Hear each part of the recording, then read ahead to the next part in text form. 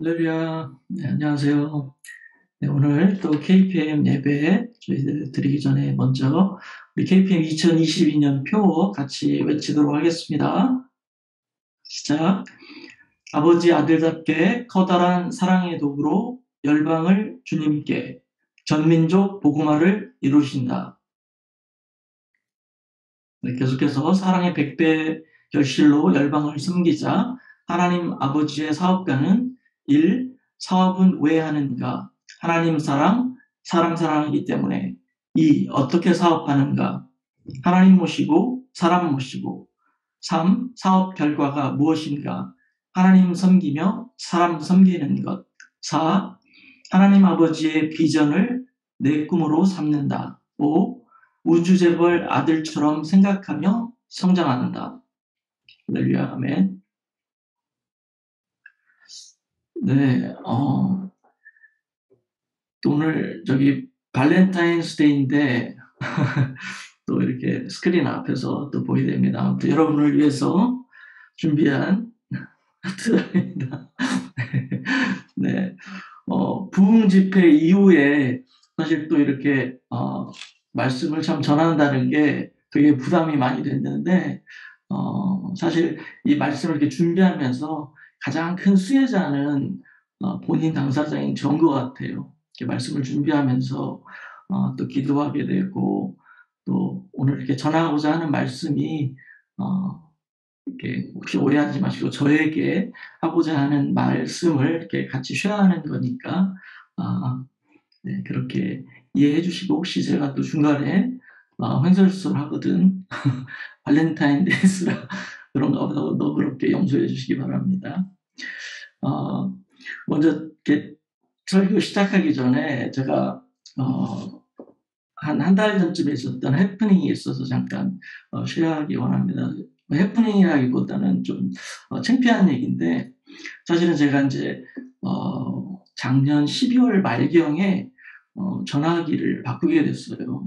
그 이제 아이폰 새로 나온 13으로 전화기를 바꾸게 됐는데 그 전에 사실 이렇게 바꾸려고 해서 바꾼 게 아닌데 버라이즌에서 그 800불 저기 크레딧 주는 게 있었는데 사실 그거 전에 이제 바꿀 생각이 없어서 제가 아이폰 10을 한 4년째 쓰고 있었는데 전화기가 멀쩡하니까 바꿀 리가 없잖아요. 그래서 이렇게 쭉 쓰고 있다가 이제 12월 달에 한국 갔다 돌아와서 핸드폰 케이스를 구매를 했어요.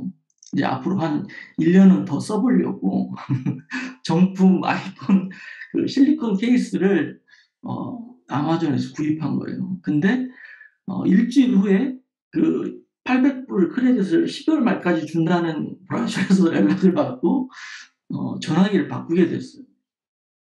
그 전화기를 바꾸니까 케이스가 필요가 없게 됐잖아요. 그래가지고 제가 쾌재를 불렀어요. 아싸, 케이스를 버리지 않았다. 케이스를 버리지 않은 거예요. 그래서 이거 리턴하면 좋겠다. 그래서 이제 그거를 제가 어, 저희 딸하고 같이 이렇게 침대에서 이렇게 이야기하다가 그 얘기를 한 거예요. 야, 나 아싸 케이스를 버리지 않았어. 이렇게 정품 케이스를 그래서 리턴해야지 그랬거든요. 그랬더니 딸이 갑자기 저를 탁 째려보더니 아빠 그거 아빠가 필요해서 산 거 아니야? 그래서 맞지? 그래서 지금 필요 없어졌잖아. 그랬더니 아니 아빠 물건에 하자가 있거나 뭐가 잘못된 물건이 배송되었으면 리턴을 해도 아빠가 필요해서 일주일을 썼잖아. 근데 그거를 케이스를 있다고 좋아하면서 그거를 다시 리턴한다고? 하면서 저한테 그걸 리턴하지 않았으면 좋겠다고 저를 책망을 하는 거예요. 그래서 솔직히 너무 창피했어요. 그러니까 저는 뭐 몇십은 안 되는 거지만 아싸 하고 이걸 바꿔야 되겠다고 생각했는데 아빠 크리스찬 비즈니스맨이라면서 그 케이스를 파는 사람 입장을 생각하지 않냐. 그런데 제가 얼굴이 너무 홍당무가 돼가지고 너무 창피한 거예요.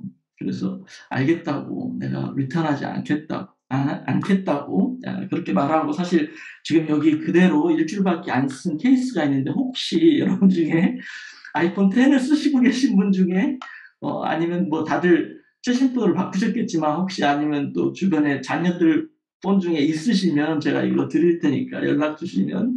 하나뿐입니다. 네, 아무튼 그런 해프닝이 있었습니다.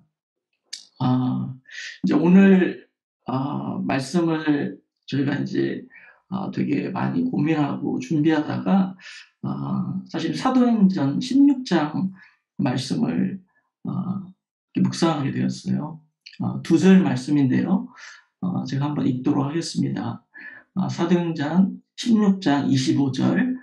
밤중쯤 되어 바울과 실라가 기도하고 하나님을 찬미하며 죄수들이 듣더라. 그리고 31절은 가로되 주 예수를 믿으라, 그리하면 너와 내 집이 구원을 얻으리라 하고. 이 두 절 말씀인데요. 여러분들이 너무 사실 성경적으로 더 많이 잘 아시겠지만, 이 사도행전 지금 16장 말씀은 바울과 실라가 제2차 전도 여행을 떠나는 내용입니다. 아시겠지만 바울과 실라가 환상 중에 하나님부터 음성을 듣고 마게도니아로 가기로 순종을 하게 됩니다. 아마 제가 이제 이렇게 정확히 지명을 말씀드리자면, 저도 이거 준비하면서 찾게 된 내용입니다. 그게 이제 배로 드로아라는 지역에서 네아폴리라는 지역으로 가는데 약 5일 정도가 소요된다고 그래요. 근데 바울과 실라가 하나님의 음성을 듣고 순종하여서 배를 타고 갔는데, 아마 순풍이 불었던지 이틀 만에 그곳을 당도하게 됩니다. 아마 바울과 실라는 내심 5일 만에 갈 길을 이틀에 갔으니 하나님이 얼마나 많은 또 기적과 이사들을 준비하셨을까 하고 잔뜩 아마 기대하지 않았을까 생각해 봅니다. 근데 여러분도 아시다시피 16장 내용은 그 기대와는 다르게 바울과 실라가 옷을 벗김을 당하고 매를 맞고 감옥에 갇히는 사건이 16장 후반절에 계속 이어집니다. 저는 이제 이 말씀을 이렇게 묵상하면서 그 형통이라는 단어를 생각해 보게 됐어요. 아마 바울과 실라는 그 배를 이틀 만에 가면서 아마 그런 생각을 했을 것 같아요. 와우, 하나님이 이렇게 모든 일을 순조롭게 술술 풀리게 해서 아마 내가 생각지도 못한 많은 일들이 있겠구나, 아주 형통하겠구나 라는 생각을 하지 않았을까 생각합니다. 그런데 그 형통하고는 다르게 그들은 매를 맞고 감옥을 갑니다. 어떻게 생각하세요, 여러분? 또 성경에, 구약 성경에 보면 형통한 자 하면은 누가 대표적으로 생각이 나세요? 구약 인물 중에 바로 요셉이 있습니다.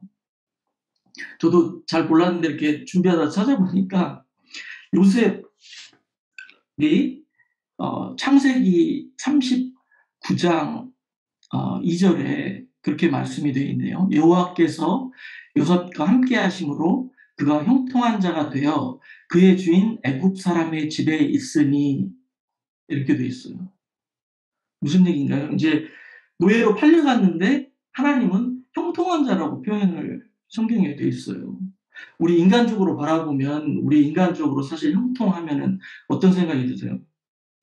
뒤로 넘어져도 아무 데도 안 깨지고, 사업을 했다 하면 잘 되고, 직장 어플라이 하면 자기가 마음에 드는 곳 어디든지 다 되고, 자녀들은 그냥 별짓 과외 안 시켰는데 공부를 너무 잘해서 좋은 데 쑥쑥 들어가고.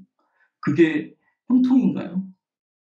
그렇죠. 아마 인간적인 측면에서 봤을 때는, 우리 인간의 눈으로 봤을 때 형통은 그런 것들이 형통이 아닐까 싶어요. 그렇지만 하나님이 보시는 형통은 좀 다른 측면이었던 것 같아요.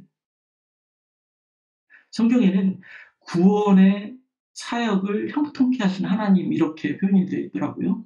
근데 저도 그걸 곰곰이 생각해 보게 됐어요.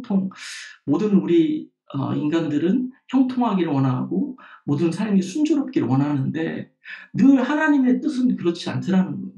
요셉이 감옥에 가 있어도 형통한 자로 표현이 되어 있더라고요. 그래서 제가 또 창세기 39장을 찾아봤더니 여러분 혹시 성경 있으시면 잠깐 찾아봤으면 좋겠는데요. 제가 일부러 여기 스크린에는 안 했어요. 창세기 39장 2절 말씀 우리 한번 잠깐 볼게요. 네. 창세기 39장 2절, 3절 말씀입니다. 여호와께서 요셉과 함께 하심으로 그가 형통한 자가 되어 그 주인 애굽 사람의 집에 있으니, 그리고 3절은 계속해서 그 주인이 여호와께서 그와 함께 하심을 보며 또 여호와께서 그의 범사에 형통케 하심을 보았더라. 또 맨 마지막 절에 보면요. 22절에 23절에 저녁은 그의 손에 맡긴 것을 무엇이든지 돌아보지 아니하였으니 이는 여호와께서 요셉과 함께 하심이라. 여호와께서 그의 범사에 형통케 하셨더라. 아니, 너무나 많은 구절이 형통케 한다고 그렇게 나와 있는 거예요. 그러니까 우리 육신적인 눈으로 바라봤을 때는 형통이 아니잖아요. 지금까지는 감옥에 가고 노예로 팔려가고 그랬는데 하나님은 계속 요셉은 형통한 자라는 거예요. 되게 고민이 많이 됐어요. 아마 그 사도 바울과 신라 역시도 순풍에 돛을 달아서 5일 길을 이틀 만에 가고 했을 때는 아마 와, 정말 하나님 우리와 함께 하신 형통하다고 생각했을 텐데 또 감옥에 들어갔단 말이에요. 사실 하나님은 이미 그 후에 있을 하나님의 구원 사역에 형통의 포커스가 맞춰져 있었던 것 같아요. 이미 요셉의 가족들과 그의 민족들을 구원하시고자 그를 그렇게 미리 보내셨고, 또 오늘 본문 말씀이 오늘 함께 말씀 나눌 사도행전 말씀 역시도 그들의 또 간수들의 가족들을 구원하시고자 하나님이 그를 그곳에 그렇게 보냈다는 것. 그러니까 우리의 형통과 우리가 생각하는 형통과 하나님의 형통은 늘 차이가 있더라 하는 생각이 들었습니다. 어, 여러분, 동역자 여러분들은 삶은 어떠신가요? 저에게는 잠깐 이제 저의 개인적인 예수 믿었던 간증을 오래된 얘기지만 잠깐 나누기를 원합니다. 음, 뭐 여러분들 중에 가족분들 중에 또 부모나 형제 또 친척 여러분들 중에 아직 예수 믿지 않는 분들도 계실 거라고 생각이 들어요. 저 역시도 어, 정말 지옥 갈 수밖에 없는 정말 축복이라는 생각이 들어요. 지옥 갈 수밖에 없는 우리 모든 가정이 예수 믿고 지금 우리 모든 가족들이 이렇게 예수 믿게 되었는데요. 이런 일련의 과정들을 보면서 저는 다시 한번 이 말씀을 준비하면서 옛날 제가 예수 믿던 시간을 떠올리게 됐어요. 저는 뭐 예전에 뭐 TV나 간증을 통해서 잠깐 간증한 적도 있었지만 어떤 분이 물으시더라고. 저는 이렇게 뭐 부모님부터 예수를 잘 믿는 가정에서 태어난 줄 아는 분들도 많이 있더라고요. 근데 사실 저는 정말 어렸을 때 신앙 백그라운드가 집에서 1년에 한 15번 정도 제사를 드리고 무당 구슬하고 또 심지어는 저 어렸을 때 왜 그 절에다가 이름 올리는 거 있잖아요. 이게 부적처럼 써서. 그래서 그곳에서 무당 같은 분이 매일 그 4월 초팔만 되면 집에로 오셨어요. 석가탄신일에. 그래서 이분이 너의 영적인 엄마라고 그래 가지고 저는 어렸을 때 엄청 상처를 받은 거예요. 저는 엄마가 둘이라고. 그래 가지고 정말 이렇게 머리를 쪽져 가지고 정말 전형적인 무당처럼 생기신 분이었는데 그분이 늘 저희 엄마라고 1 년에 한 번씩 오셔서 이렇게 공양 같은 게 받아가시던 기억이 났는데 정말 저주받을 수밖에 없는 그런 가정 백그라운드에서 태어난 거예요. 예수 믿는 사람이라고 단 한 사람도 찾아볼 수 없이 싸그리 어 그런 불신자들 천국 속에서 제가 어린 시절을 보냈어요. 그랬으니 잘 될 턱이 있겠습니까? 제 삶은 늘 그렇게 해피하지 않았던 그런 기억이 많이 있어요. 그런데 그 역사적인 사건은 제 나이 25살 정도에 일어나게 됩니다. 모든 식구가 까마득하게 모르고 있었는데 저희 어머님이 글쎄 처녀 시절에 주일학교 선생님을 하셨다는 사실을 그때 알게 된 거예요. 그러니까 어머니도 믿지 않는 가정에 시집을 오면서 뭐 저희는 대가족이 살았거든요. 할머니, 뭐 큰아버지, 사촌들 같이 대가족이 살았는데 정말 그 가운데서 뭐 신앙이 있다고 예술 이런 얘기를 할 기회가 전혀 없었던 거예요. 근데 이제 할머니 다 돌아가시고 어머니 나이 한 55세 정도 되셨던 걸로 기억하는데 그때 나이에 어머님이 어느 날 과감히 선포를 하세요. "나는 이제 더 이상 제사를 지내지 않겠다." 집이 난리가 난 거예요. 아니 15번씩 제사를 지내던 집에 이제는 자기는 제사를 지내지 않겠다. 그리고 우리 큰아들에게 "나는 이제 더 이상 어 제사를 물려주고 싶지 않다. 모든 제사는 축부 예배로 드리겠다." 그렇게 선포를 하신 거예요. 그리고 "나는 매주 주일날 교회에 갈 테니 점심들은 각자 알아서 해결해라." 그래 가지고 인제 제 식구가 난리가 난 거예요. 뭐 아버지부터 이제 동생부터 저도 뭐 전혀 믿음이 없었으니까 막 어머님을 핍박하고 '아니 이게 웬 말이냐.' 갑자기. 음 그랬었던 기억이 납니다. 근데 그러면서 어머니는 교회를 나가기 시작했고 저희 온 가족들은 여전히 어머니를 핍박하고 있었어요. 그러다가 그 이듬해에 어머님이 계속 소화가 안 되신다는 거예요.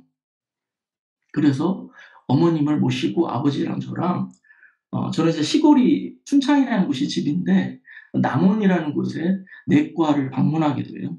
처음 가는 곳이었어요. 이제 그곳에 가서 이렇게 검진을 하다가 계속 소화가 안 되고 체하신다고 하니까 의사 선생님이 내시경을 하자고 하신 거예요. 그래서 저는 이제 옆에서 지금이야 뭐 수면 내시경도 있고 하지만 그때는 되게 내시경이 고통스럽잖아요. 그래서 옆에서 인제 제가 어머니 손을 붙들고 이렇게 있는데 갑자기 의사 선생님이 내시경을 하시다가 말고 저를 딱 째려보시더니 딱 한마디를 하시는 거예요. "예수를 믿어야 엄마가 아프지 않지." 하고 딱 그 말을 하는데 아니 제가 얼굴에 예수 믿지 않게 생겼나요? 아무튼 어찌 아셨는지 뭐 그런 저희 신앙의 백그라운드를 말한 것도 아니고 그분하고 친분이 있는 거 처음 가서 뵙는 분인데 다짜고짜 내시경을 하시다 마시고 "예수를 믿어야 어머님이 아프지 않지." 저는 그때 그게 되게 충격이었어요. 어 진짜 그분의 그 의사 선생님의 도움으로 서울대병원에 바로 3일 만에 입원을 하게 되고요. 3일 만에 위 수술을 하시게 되는데 위암이 거의 말기 임파선까지 전이된 상태였는데 위를 다 절제하시고 어머님이 인제 그 수술실 하시기 위해서 수술실에 들어가시면서 제 손을 잡고 "나는 오늘 이 세상을 떠나도 천국에 갈 것을 확신한다." 하면서 저한테 그 말씀을 하시는데 제가 그때는 담배를 필 때였어요. 그래 가지고 그 얘기를 듣고 인제 나와서 수술실 밖에서 수술이 끝날 때까지 기다리는 그 시간이 얼마나 길던지요. 담배를 팍팍 피면서 그때 처음으로 "혹시 신이라는 게 계시다면 저희 어머니를 꼭 좀 살려 주십시오. 그러면 제가 예수를 믿는다는 얘기는 안 했고 그냥 교회를 가 보겠습니다." 이렇게 제가 고백을 했던 것 같아요. 근데 어머니는 정말 솔직히 그 시골에서 서울대병원에 입원하기가, 그리고 3일 만에 수술하기가 그때 당시에 그렇게 넉넉하게 쉬운 일이 아니었어요. 근데 그분이, 의사 선생님이 봉투에다 10만 원을 넣어주시면서 서울대학교 그때 위암 수술 권위자들이 김진복 교수님한테 가면 거기에 스케줄리가 있는데 그분한테 이 봉투를 전달해 주면 바로 입원실을 잡아줄 거라는 거예요. 제가 돈을 낸 것도 아니고 그분이 다 그렇게 해주셨어요. 그 의사 선생님이 처음 뵙는 분이. 그래서 어머님 3일 만에 수술하시게 됐고, 수술이 그래도 잘 끝나져서 지금 오늘날까지 어머님이 생존해 계십니다. 23년 동안 위를 다 절제하셨고 그런 상황이셨는데, 제가 그때 뱉은 말 한마디가 어 저한테는 인생을 바꾸는 계기가 되었죠. 그래서 제가 어머님을 이제 간병하다가 미국으로 유학을 오게 됐어요. 결혼을 하고 그 해에. 그래서 미국을 오자마자 인제 어머님이 인제 그 항암 치료를 하시고 회복 중에 계시는데 제 가슴속에는 늘 어머니에 대한 미안함이 있는 거예요. 그래서 내가 '어떻게 하면 쪼금 더 편안하게 어머님한테 효도할 수 있을까?' 생각을 하다가, '그래, 내가 교회 간다고 하면 어머님이 좀 좋아하시지 않으실까?' 그런 마음에 제가 처음 휴스턴 텍사스라는 곳에 유학을 오게 됐는데, 어 도착하자마자 그다음 날 제가 물어 "이곳에 교회가 어디 있습니까?" 해서 물어서 제가 평일날 교회를 찾아왔어요, 생전 처음으로. 그래서 도착해서 평일날 문을 두드렸는데 그때가 12월 달이었는데 어떤 집사님이 나오셔서, 제가 "저 교회에 나가고 싶습니다. 어떻게 해야 됩니까?" 그렇게 해서 시작한 저의 신앙생활이 23 년이 흐른 지금까지 저의 신앙생활이 시작되게 되었습니다. 물론 그 중간에는 또 많은 일들 가운데 하나님의 인도하심이 세밀하게 있으셔서, 초신자였던 제가 기둥 뒤에서 예배 끝나면 밖에 나가서 담배 한 대 피고 들어와서 또 교제를 할 정도로 그런 아주 사악한 불신자였는데, 어 집사 직분도 받게 되고 또 봉사도 하면서 또 LA까지, 이곳까지 오게 돼서 은혜 안의 교회에 이렇게 정착하게 돼서 지금 오늘날 이 자리까지 오게 되었어요. 너무나 하나님께 감사한 일이죠. 제가 또 한 가지 말씀드리고 싶은 거는, 그러니까 어머님의 그런 고통을 통해서 어찌 보면 인간의 형통함은 아니잖아요. 인간의 형통함이라면 모든 게 더 잘 되어서 내가 예수님을 믿었으면 좋았겠지만, 어찌 보면 형통의 반대말이 뭔가요? 안형통? 불통. 그쵸? 아마 어 어머님이 그런 사건이 없었더라면 아마 제가 예수 믿기 쉽지 않았을 것 같아요. 그런 사건을 통해서 제가 예수 믿는 역사가 일어났어요. 그래서 아시다시피 제가 미국에서 인제 한 22 년간 계속 이곳에서 비자 문제가 해결이 안 돼서 한국을 나가지 못했잖아요. 그래서 이제 2020, 그러니까 작년이죠. 작년에 한국을 나가게 됐어요. 물론 이제 팬데믹 기간이어서 자가격리도 있었고 한 3 주간의 여정이었지만, 사실은 그때 저에게 복음이 아닌 복음, 그러니까 되게 명령적으로 말해서 지금 생각하면 하나님이 강권적으로 그분의 입술을 통해서 선포해 주셨던 것 같아요, 예수 믿으라고. 그분이 꼭 뵙고 싶었는데 팬데믹 기간이었고 제가 3주 정도 이렇게 해서, 예전에 2 주를 자가격리하는 시간이라 시간이 안 돼서 그때 사실 찾아뵙질 못했어요. 그리고 인제 그때 당시에 인제 부모님 만나 뵙고 형제 들 이렇게 뵙고 인제 그러고 사실 오게 됐는데, 사실 인제 저희 아버님이 올해 86 세세요. 이게 연세가 또 꽤 되시죠. 근데 작년, 그러니까 제가 한국을 방문했을 때 그 4월 달까지 일을 하셨어요. 그 무슨 뭐 노가다 일은 아니지만 그 지방 로컬 그 신문사를 운영하고 계셨어요.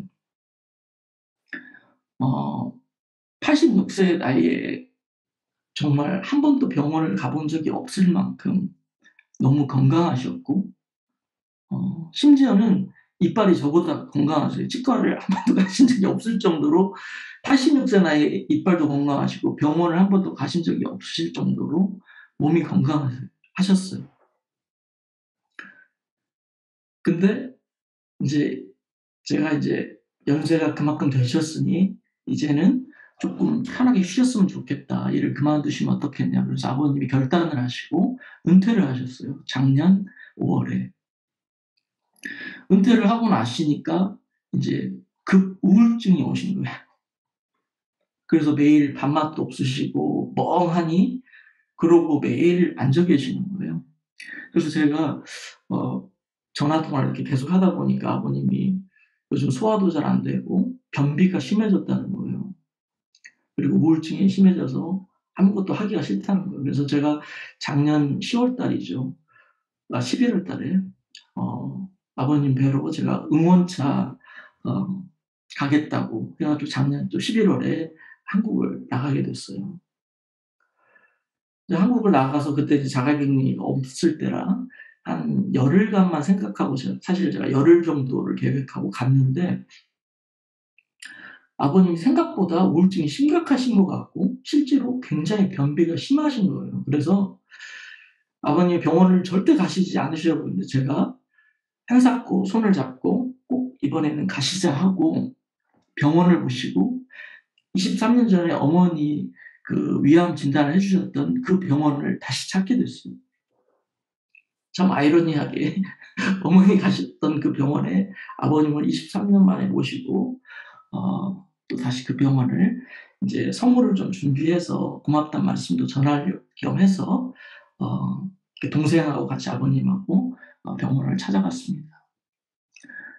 어 이제 진단을 하시고 어 그 의사 선생님에게 사실은 23년 전에 저희 어머니도 위암 진단 이렇게 의사 선생님이 해 주셔서 저희 어머님 현재까지 생존하고 계십니다. 그랬더니 이제 그런 분들이 많았던지라 별 관심을 안 가지시더라고요. 기억도 당연히 못 하시고. 그래서 제가 그러고 갑자기 그 말이 생각나서 '이 말을 해야 되겠다.' 싶어서 진료 도중에 선생님에게 그 말을 전했습니다. "선생님 덕분에 제가 예수 믿게 됐습니다."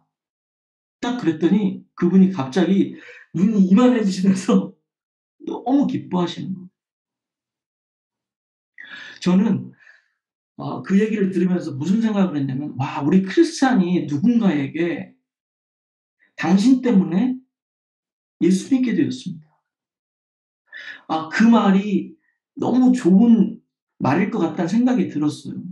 그 선생님이 갑자기 입에 화색이 돌면서 전에 없었던 친절함으로 저희를 대해 주시는 거예요. "아 그랬냐."고 "어떻게 왔냐."고 막 인제 그러시면서 막 이야기하시면서 갑자기 인제 저희 아버님 위내시경 하시고 초음파 검사하시고 저도 그냥 그 침대에 올라가서 저도 이렇게 초음파를 갑자기 봐 주셨어요. 등록도 안 했는데 동생이 "너희들 올라가." 그래 가지고는 막 초음파를 해 주시는 거예요, 너무 기쁘시다고.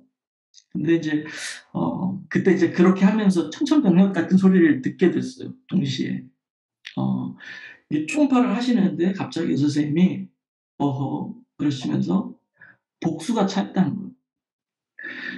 인제 뭐 의학 상식이 없는 저에게도 복수가 찼다는 거는 모든 병에 거의 말기를 치달았다는 얘기입니다.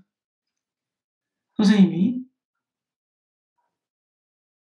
이제 한숨을 쉬시면서 아버님 아무래도 어 인제 저만 불러서 어 자기가 보기에는 이미 복수가 찼으면 이미 아내가 문제가 심각하게 있을 가능성이 많다고. 그렇지만 자기가 보니 또 지난 어머니 했을 때와 똑같이 또 막 병원을 다 그분은 다 그렇게 알아봐서 어포인트먼트를 직접 다 전화해서 잡아 주세요. 그래 가지고 그다음 날 대장 내시경을 할 수 있도록 모든 걸 셋업을 또 해 주셨어요. 그래 가지고 그다음 날 대장 내시경을 하러 갔는데 대장 내시경을 하다가 중도에 포기를 한 거예요. 왜냐면 거의 중간에 그 윗부분 상행 부분 이게 상행이 아니라 평행 부분 중에 한 15 센치가 위장내시경을 하다가 그 스코업이 들어가질 않는 거예요. 막혀 가지고. 근데 이제 저희는 이제 그게 뭐가 관장이 잘 안 돼서 그런가 이제 여러 가지 그런 것 때문에 좀 더 정밀하게 받아보고 싶다 그랬던 선생님이 또 서울에 있는 병원까지 이 코로나 시국에 또 병원을 알선을 해 줘서 다 전화까지 해 줘서 어포인트먼트를 다 잡아 주셨어요. 그래서 또 바로 그다음 날 서울까지 가서 모든 검사를 진행했는데 검사 결과 이미 대장에 15cm의 대장암이 발견되었고, 그리고 복수가 이미 차 계신 상태였고, 폐에 암이 있는 상태셨어요. 정말 또 갑자기 들은 청천벽력 같은 소리인지라 사실 잠깐 낙담이 되어졌어요. 그렇지만 제가 보인 반응은 어머님이 위암 선고를 받았을 때하고는 사뭇 다른 반응이 보여졌습니다. 오늘 그 사도행전에 있던 본문 말씀이에요. 사도행전 25절에 바울 사도와 신라가 옥중에 있을 때 밤쯤 되어 바울과 신라가 기도하고 하나님을 찬미하며 죄수들이 듣더라, 이렇게 되어 있습니다. 어찌 보면 인간적인 생각으로 봤을 때는 너무나 낙심될 수 있고 불통처럼 보입니다. 근데 그 순간 바울과 신라는 기도하고 하나님께 찬양을 드렸던 것입니다. 물론 이 대목이 생각났던 건 아닌데 갑자기 그런 생각이 들었어요. 어머님이 아프셨을 때 제가 예수 믿는 기회가 되었고, 이번에 아버님이 아프셨을 때는 동생들이 예수 믿을 기회구나. 갑자기 그 생각이 들었어요. 그래서 동생들하고, 물론 인간적인 마음으로는 슬프고 힘든 일이었지만 이 시간에 같이 함께 기도하자. 동생들의 마음은 사실 마음이 이런 급박한 상황이 될 때 마음문이 열려지잖아요. 동생들의 마음도 이미 활짝 열려져 있는 거예요. 매달릴 곳이 없으니. 그래서 그 기회에 동생들하고 정말 합심해서 기도하는 시간이 됐어요. 근데 시간이 많지 않잖아요. 이거와 아울러서 저희 아버님도 사실은 일에 몰두하시느라고 생전 교회를 안 가셨어요.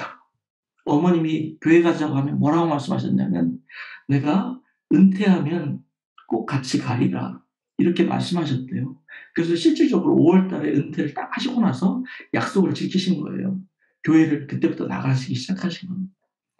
근데 교회 나가신 지 불과 한 3-4개월 만에 이런 청천벽력 같은 소리를 들은 거예요. 근데 너무나 놀라운 것은 그 짧은 시간이었지만 아버지가 반응하는 속도가 너무 빠른 거예요. 하나님을 영접하고 하나님을 알아가고 하나님을 이해하는 속도가 너무 남다르게 빨라서 정말 깜짝 놀랐어요. 동생들한테도 보자마자 "예수 믿어야 된다." 사실은 저희 남동생이 아직 담배를 못 끊고 있었어요. 그래서 제 아버지한테, 제가 그 동생한테 "너 담배 좀 끊었어야 된다. 아버지 폐에 암이 발견됐으니 끊어야지 않겠니?" 그랬더니 아버지가 뭐라고 하시냐면 "예수 믿지 않으면 담배 못 끊어." 그러는 거예요. 그래서 제가 너무 깜짝 놀랐어요, 정말. 아, 아버님이 벌써 4개월밖에 안 되셨지만 그 원리를 아시는구나. 우리 인간의 힘으로 알 수 없음을 아시는구나. 그래서 저는 물론 인간적인 마음으로는 아버지가 치유되고 회복되어지고 물론 중요하죠. 근데 그걸 통해서 아버님이 더욱 확실하게 예수를 믿게 되고 입술로 계속 고백하고 본인의 몸이 그렇게 인제 힘드니까 계속 기도하고 그냥 막 누워서 막 혼자서 큰 소리로 기도를 하시는 거예요.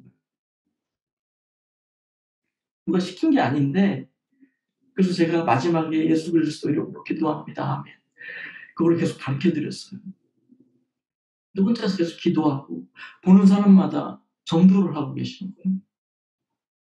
근데 저는 오늘 이 말씀을 이렇게 준비하면서 사도행전 16장 말씀이 31절 말씀에 주 예수를 믿으라. 그리하면 너와 내 집이 구원을 얻으리라. 정말 저희 집은 예수 믿는 사람이 까마득하게 없었던, 다 지옥 갈 수밖에 없는 그런 가정이었어요. 근데 저희 어머님의 그 사건을 계기로 저도 예수 믿게 되었고, 또 주변에 있는 사촌분들도 지금은 저희 그 친척들 다 통틀어서 한 80~90%가 예수를 믿게 됐어요. 너무 저는 이게 너무 감사하고 놀라면서, 내가 인간적인 눈으로 바라봤을 때 형통은 그냥 모든 게 다 협력해서 내가 뭐든지 누가 하나 아프지 않아도 저절로 예수 믿고 복음이 전해지고 그러면 좋았으련만, 제가 인제 나중에 다시 의사 선생님을 찾아가게 됐어요. 근데 그 의사 선생님이 그 얘기를 하시는 거예요. "형제님, 예수 믿는 것보다 더 중요한 게 어디 있습니까? 우리가 1년, 5년 더 사는 게 중요합니까?" 사실은 의사인 제 와이프가 췌장암 말기에 있습니다. 저의 와이프, 의사인 나도 내 와이프의 병을 고치지 못합니다. 그렇지만 우리에게는 영원한 소망인 천국이 있지 않습니까? 하고 그분이 그렇게 위로를 해 주시는데 저는 너무 큰 위로가 되었어요. 지금은 솔직히 저희 아버님만 모르고 모든 식구가 다 알고 있어요. 아버님이 현재 상태가 어떻다는 걸. 물론 지금 그때, 그러니까 작년에 비해서 몸무게가 한 18kg 정도 빠지신 것 같아요. 급속도로 이게 그렇게 되시는 걸 보면서, 이렇게 우리 인생의 덧없음이 참 더 느껴지는 시간이었습니다. 우리가 아무리 내 건강을 내가 과신할 수 없고 내 믿음 또한 내가 과신할 수 없구나. 내가 늘 깨어서 하나님께 도움을 구하고, 또 25절 말씀처럼 하나님을 찬양할 때 하나님의 방법으로 훈통케 되는구나. 저는 이 말씀을 이렇게 준비하면서 여러분들, 또 우리 동역자님들 가정 중에도 아마 믿지 않는 형제, 또 부모 혹시 있으실지 모르겠어요. 아마 또 여기 안 계시는 분도 계실 테고, 또 같이 이곳에 사시는 분도 계실 테고, 미리 이미 천국에 가신 분도 계실 테고, 여러 상황이 다 다를 줄 믿습니다. 그렇지만 끝까지 우리가 포기하지 않고 우리 인간의 형통이 아닌 하나님의 형통은 저 보이지 않는 너머에서 이미 하나님의 형통은 계속되고 있다는 거예요. 요셉을 미리 보내서 노예를 살고 감옥에 갔던 게 형통은 아니잖아요. 그렇지만 성경에는 아까 읽었던 대로 요셉은 형통한 자라고 계속 말하고 있어요. 하나님의 형통은 그런 것 같아요. 우리의 포커스가 완전히 다른 것 같아요. 이미 요셉을 통해서 그 나라와 그 가정을 구원할 것을 이미 알고 계셨기 때문에 형통이라고 표현했던 것 같아요.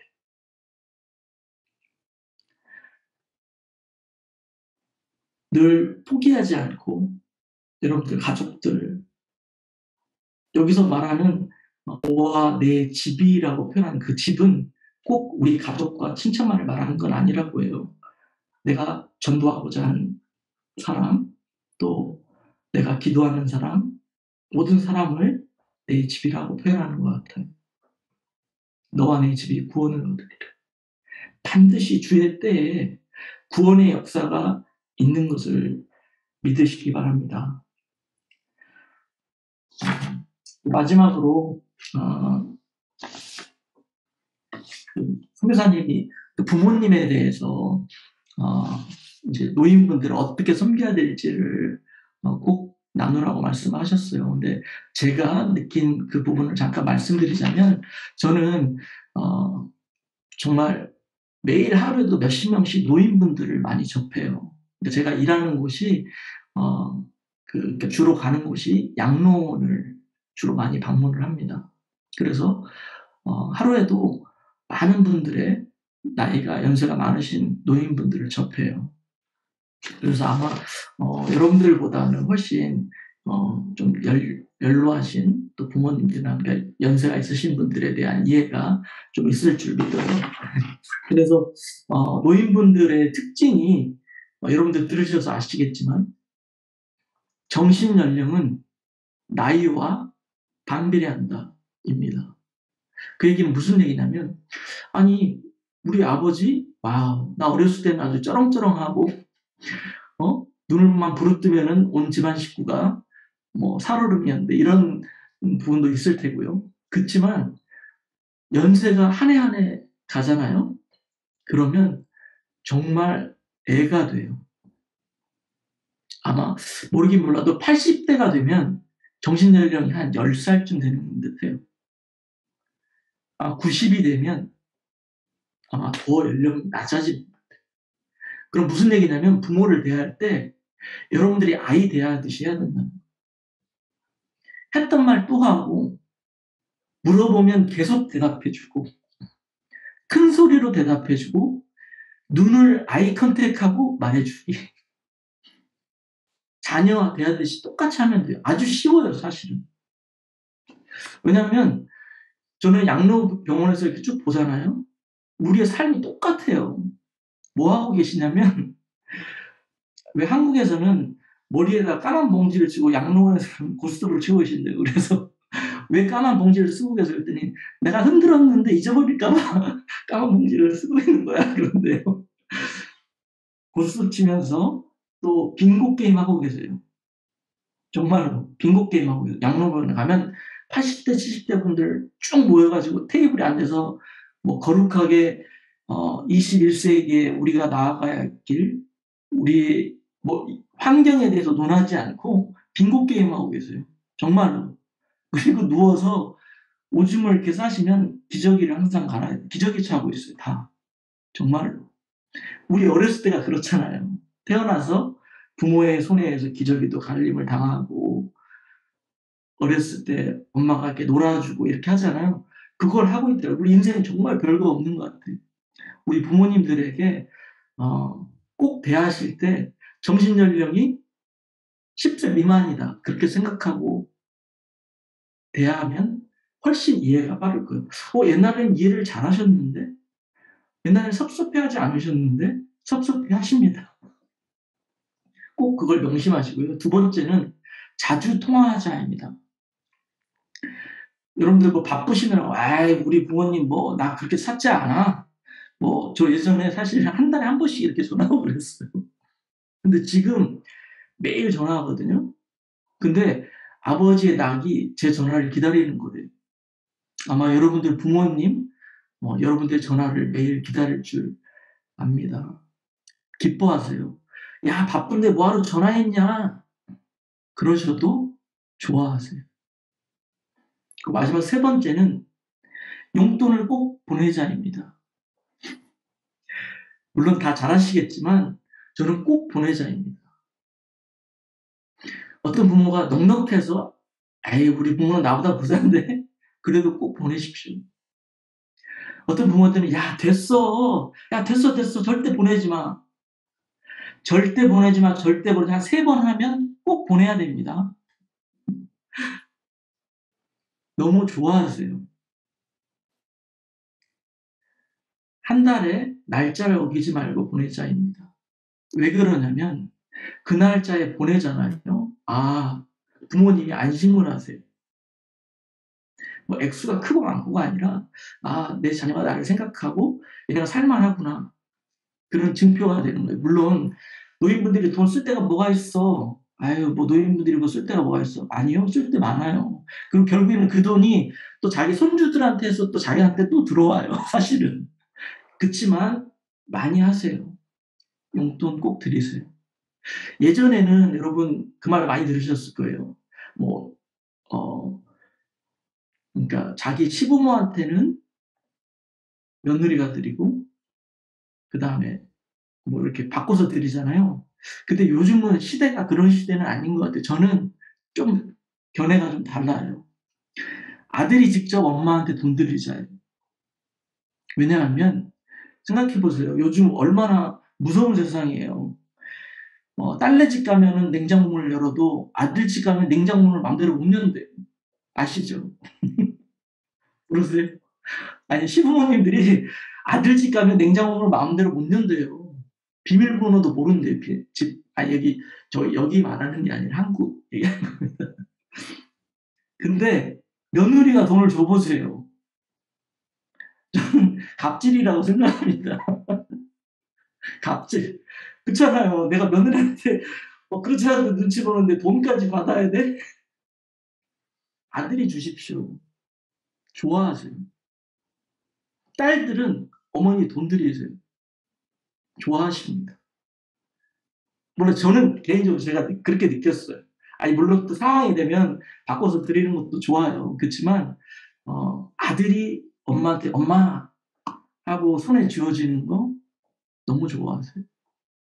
그래서 여러분들이 아까 말씀드렸던 정신연령 자주 통화하시고 용돈 꼭 보내드리라. 제가 요번에 아버님 모시고 병원을 가는데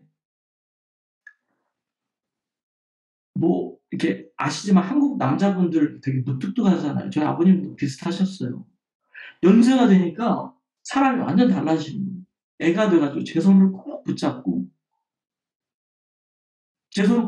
따라오시는데, 내가 이렇게 부모가 자녀를 데리고 손잡고 갔던 그게 역전이 된 거예요. 자식이 부모의 손을 잡고 가는 그 모습. 시간이 이렇게 많지는 않은 것 같아요. 그리고 저도 갑작스럽게 당하게 됐어요. 이제 비자가 나와서 좀 한국에 가서 자주 부모를 뵈야 되겠다 마음 먹었더니 벌써 그렇게 되셨네요. 이번 달 말에 한국을 또 나가게 돼요. 그래서 이번에는 가족들 또 친척들 다 모아 놓고 부흥 집회를 할 생각입니다. 너무 익사이팅하고 행복합니다. 사랑하는 동역자 여러분, 하나님의 구원 사역은 반드시 이루어집니다. 우리가 현실적으로 불통하는 것처럼 보여지고 막혀 있는 것처럼 보여지지만 하나님의 선하신 구원 사역은 오늘 지금 이 순간에도 계속되고 있음을 믿으시기를 바랍니다. 잠깐 기도하겠습니다. 할렐루야. 주님 감사합니다. 오늘 또 부족한 입술을 통해서 귀한 은혜를 함께 나눴습니다. 우리 인간적인 형통이 주님 보시기에는 완전히 다른 방향의 형통이 되어집니다. 내 삶이 잠깐 불통 중입니까? 내 삶이 힘듭니까? 고난 중에 있습니까? 핍박을 받습니까? 감옥에 있습니까? 매를 맞습니까? 그 시간에도 주님은 일하십니다.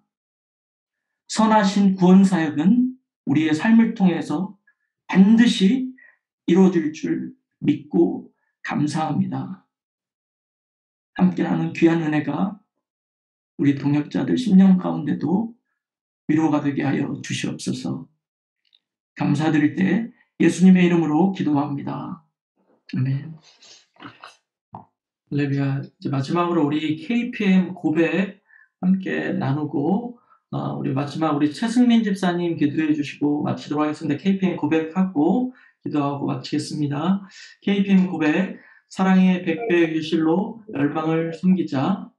1. 하나님 아버지께서 열방의 전민족 복음화를 위해서 우리를 택하셨다. 2. 우리는 열방을 위해서 하나님의 복의 근원이 된다. 3. 우리는 예수 안에서 100배의 결실을 수확하는 하나님의 농부며 청직이다. 4. 마침내 우리는 요셉, 다니엘처럼 열방을 주님께 인도하는 예수제벌로 쓰임받는다. 아멘. 할렐루야. 좋으신 아버지 감사합니다. 오늘 저희 KPM을 통하여 귀한 말씀 들었습니다. 말씀 하나 들은 말씀 하나하나가 마음속에 레마로 새겨지게 하여 주시고 저희 심령에 진정한 부흥이 일어나기 원합니다. 아버지, 저희가 KPM 멤버로 섬기는데 단순히 지식을 배우는 것이 아니라 그 가운데 하나님의 뜻을 알고 섬기는 자가 되게 하여 주시옵소서. 아버지, 습관적으로 예배드리지 않고 습관적으로 말씀 듣지 않고 습관적으로 외우지 않고 정말 아버지의 말씀을 바라보고 아버지의 말씀을 레마로 새겨서 그 말씀대로 살아가는 한 분 한 분 되게 하여 주시고 저희를 통하여서 예수 믿는 자가 나타나기 원합니다. 저희를 통해서 예수 믿었다고 고백을 듣는 크리스찬이 되게 하여 주시옵소서. 귀한 말씀 듣게 하시면 감사하고 예배 가운데 아버지 주님 함께 해주시면 감사드리며 살아계신 예수님의 이름으로 기도드렸습니다. 아멘. 오늘은 또 발렌타인스데이 마지막 밤을 달달한 밤 보내시기 바랍니다. 다음 주에 뵙겠습니다.